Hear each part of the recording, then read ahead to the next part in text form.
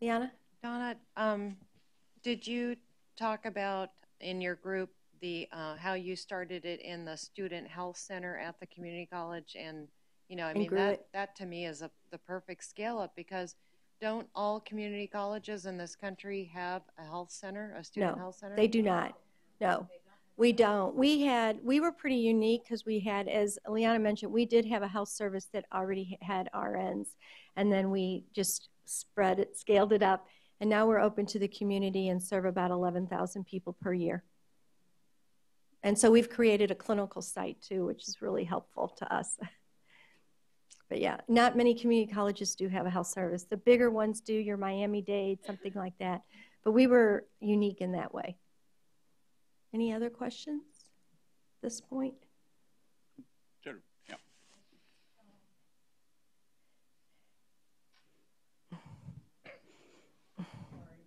Yeah. Just a question on the bridging to higher education. Mm-hmm.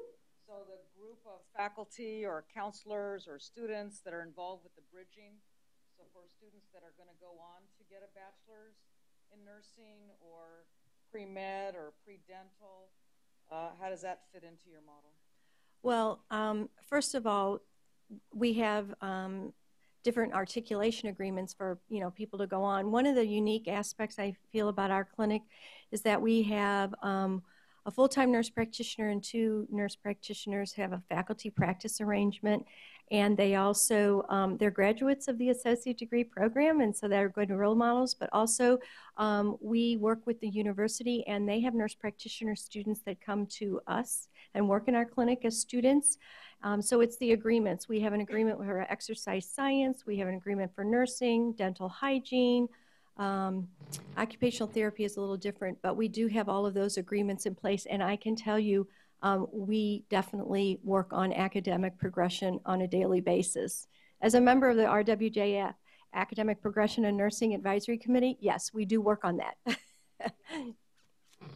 Related to that, a point that I made to Donna at the very end of the conversation is if we can tell the community colleges that if their students have already been exposed to and have drunk the Kool-Aid of IPE, that they will be more competitive for admissions into our advanced placement programs, unequivocally. Our students really work together in this clinic.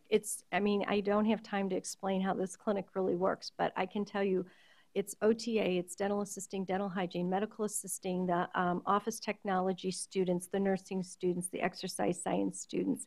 It's truly an interprofessional practice.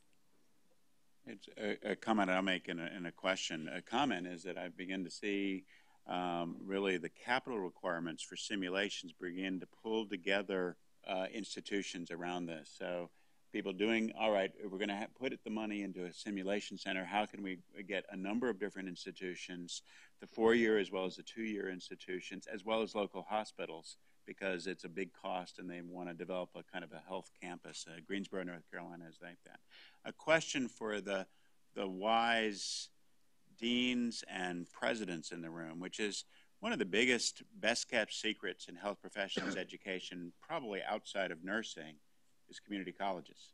And I think the statistics are stunning, that if you look at all Americans who are in higher education, a large percent, 48, 39, I've seen different percentages over the last number of years, are in community colleges. So if you want to get educated employees, you have to work with the community colleges. But how do we systematically begin to link? And I think as we're moving towards an action frame of how do you scale up, one of the preconditions is how do we begin to get the universities to work systematically with community colleges.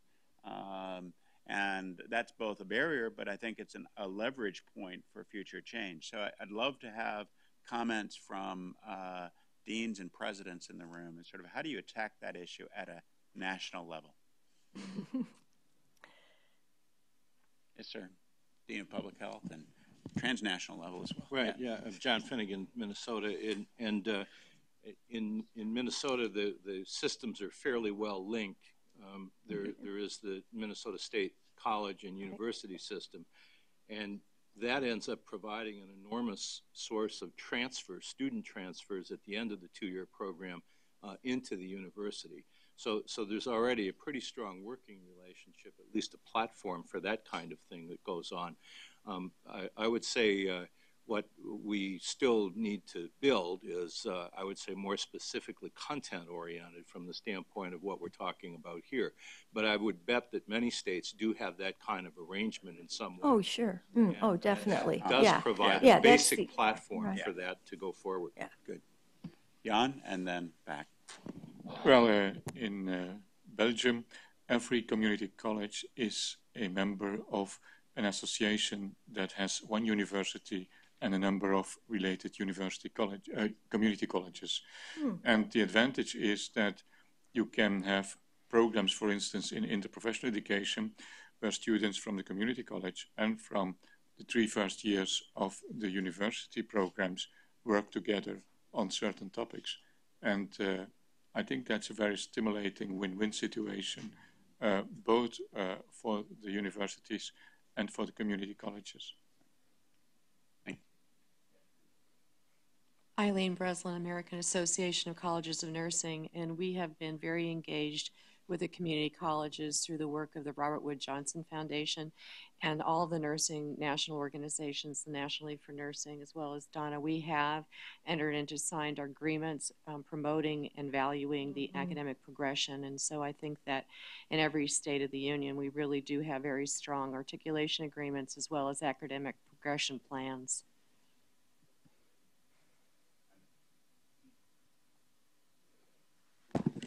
At the University of Washington, my colleague Brian Roth started a Pacific Northwest Interprofessional Simulation Consortium. We have 32 entities that have joined together, community colleges with 2 universities, as well as several hospital systems that use simulation to do training of their health workers, to share curricula, to share faculty development, and to share equipment.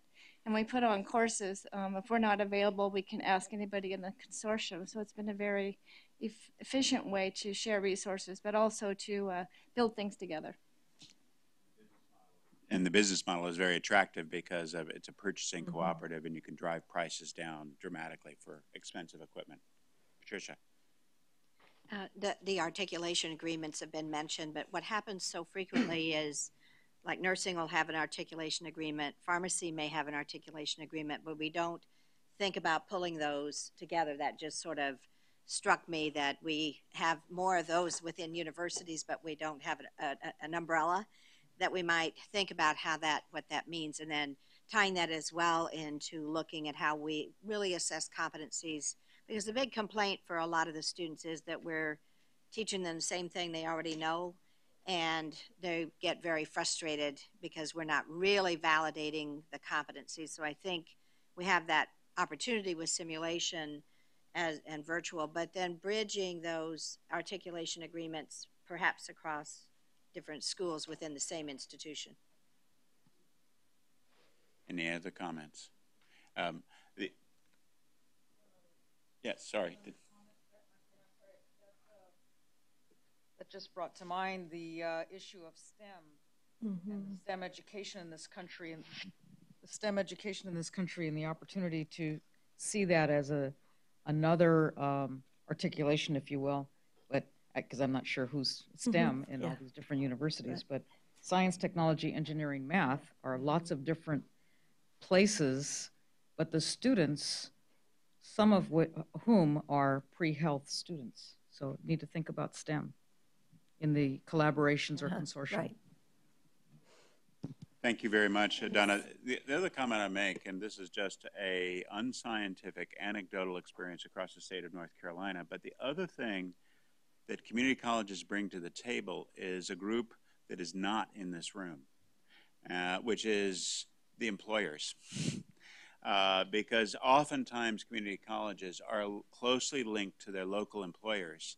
And we need to have employers at the table if we're going to drive change in the health professions we have available. And that's another thing that I think strategically community colleges bring to the table. So thank you very much, Donna, and to your group. Kathy Kalasa, student-run clinics.